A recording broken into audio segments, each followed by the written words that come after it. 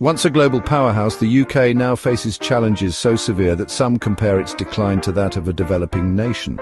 Tonight, we'll unpack the shocking truth behind Britain's decline.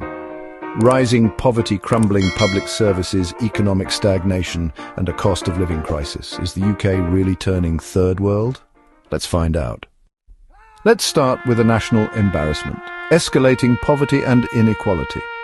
16 million people in the UK now live in poverty, more than the population of the Netherlands. Even more alarming, over 5 million of them are children. That's 1 in 3 kids growing up in poverty in one of the world's richest countries. It means children going to school hungry, their futures dimmed before they begin. The numbers are a flashing red warning light. This isn't a blip, it's a systemic failure. Poverty is no longer an outlier, it's woven into the fabric of daily life for millions. The social contract is fraying and the consequences are dire. Now, public services, the backbone of any society, are under immense strain.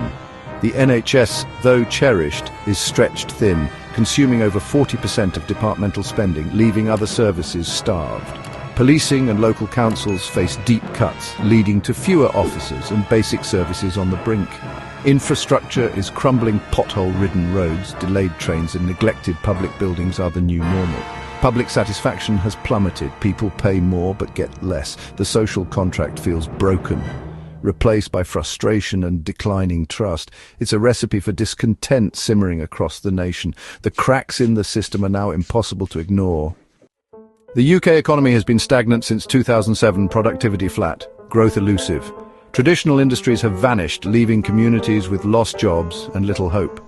In their place insecure, low-wage gig, work for many and high-tech jobs for a privileged few. The result? Stark regional divides, affluent London and the southeast, struggling towns elsewhere. Economic opportunity is uneven, fueling resentment and a sense of abandonment.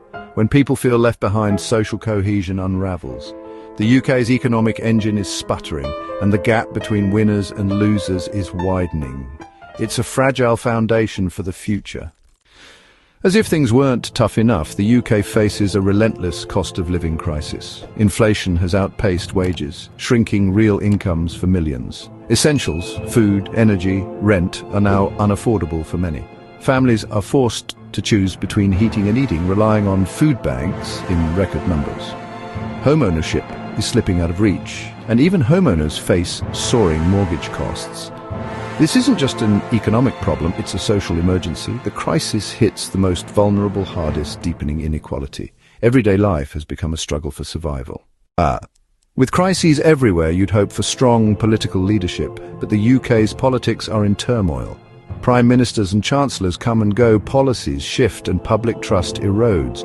The government faces impossible choices: invest in services and risk debt, or cut spending and risk further decline.